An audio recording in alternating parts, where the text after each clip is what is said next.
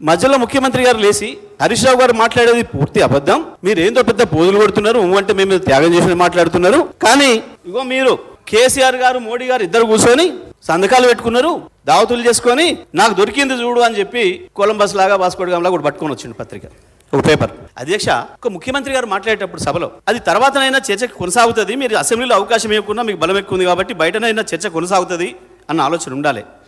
ఏం చదివింది అధ్యక్ష? Installation of smart meter for all consumers above 500 units oblique month by December 31st December 2018 and consumers consuming above 200 units month by 31st December 2019.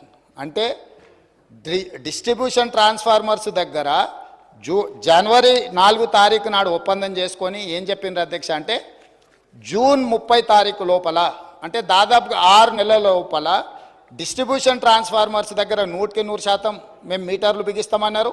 Installation of smart meters for all consumers అని ఇక్కడ other than agriculture consumers అనేది వదిలేసి consuming about 500 units month by 31st December 2018 and consumers consuming about 200 units month by 31st December 2019. ఇది చదివిండి అధ్యక్ష. ఇది పద్ధతి అయితే అధ్యక్ష? ప్రజలు పక్కదోరు పట్టించడం కాకపోతే, సభను పక్కదోరు పట్టించడం కాకపోతే ఏమైంది అధ్యక్ష?